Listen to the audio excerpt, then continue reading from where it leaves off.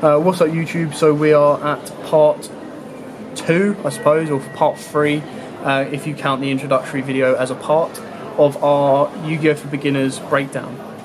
Last episode was normal vanilla monsters, so if you haven't seen that, check that out in the link in the description below, watch that, and then you'll be able to be up to date with what we've got here. So today we're bringing you effect monsters. So these are most noticeable for being a brown kind of textured card. We've got a variety of cards here because the effects can activate in different places.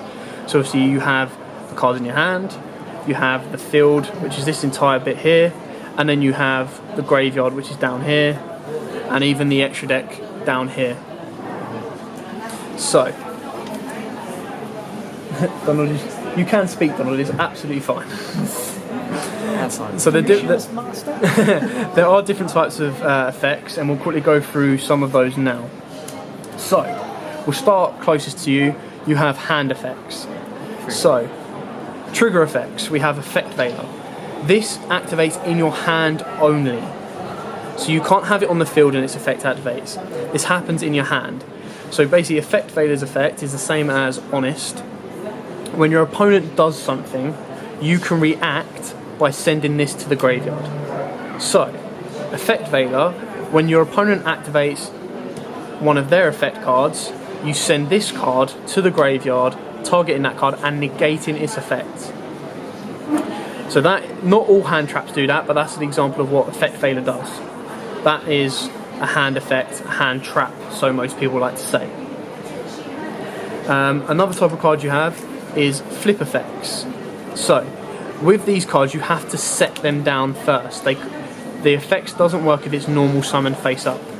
So you set this card face down, your opponent either attacks the card, forcing it to be flipped, or you wait until your next turn and flip it face up.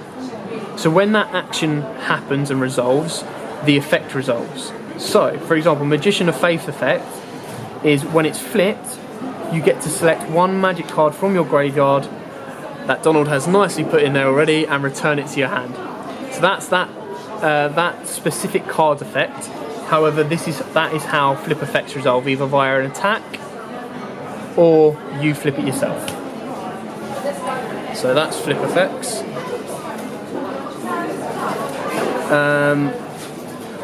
This card has both a hand effect and a graveyard effect. We'll focus more on the graveyard effect because we've already really done the hand effect.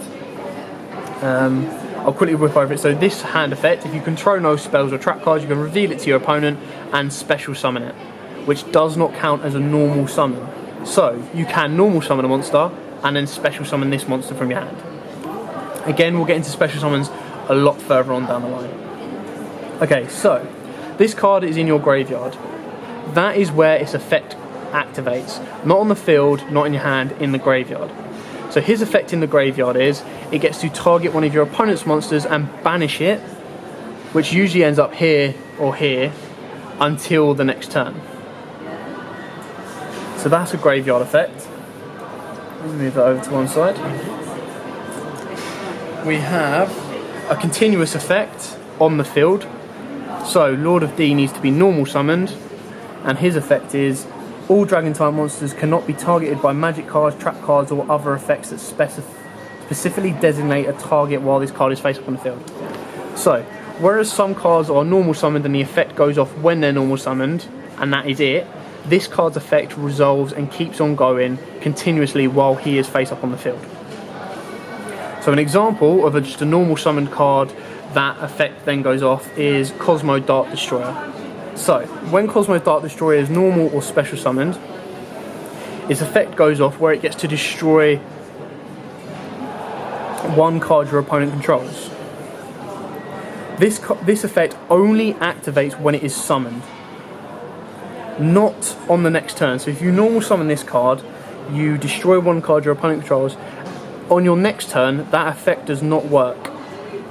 It's only on the turn it is summoned. Do you want to do this one? Yeah. So Donald, famous from Adult Chase. So unlike some monsters which activate effects on summons, some monsters rely on the fact that you normal summon them specifically, so it's from your hand to the field. So once this once the summon has been allowed or successful, you can then activate the monster's effect. There you go. I'm pretty sure we've covered effects monsters on that one. There's also monsters which activate their effects when banished. Generally, you don't see this happen a lot. The banished zone is basically anywhere that's not on the field. It's essentially removed from play. Anywhere here or anywhere there counts, like Donald just said, as removed from play. So the areas that are marked out count as in play. Anywhere, as of yet, Konami haven't made a space for the banished zone. So it is anywhere on the map that doesn't have a marked out zone. It kind of counts as banished. So that is everything on effect monsters. Again, if you haven't seen the first part, check that out in the link in the description below. Don't forget to like, comment, subscribe and share the page for us. And if we've missed anything, by all means let us know in the comments below and we will answer them straight away. Unless Donald's just found something. I forgot to, well, actually, the effects when they're summoned are called ignition effects. Monsters that stay up on the field, such as these ones, are continuous effects, meaning that, as we explained just earlier, we've got flip effect monsters, and we've got quick effect monsters, or also hand effects, but mainly quick effects, which are used in either player's turn, and that is it. Yeah, that's all of them. So that was a quick review on the effects. Our next part, we will be going over. We'll quickly touch on ritual monsters that you'll see in your main deck, but we'll mostly be talking about pendulum monsters, which is the new monster format that has come out, so that you guys aren't blindsided by what is built in the meta. Meta is the top level of decks these days. We'll go over those as well. So thanks for watching, guys, and check out part 4 or 3 where we talk about the rest of the monsters in the main deck.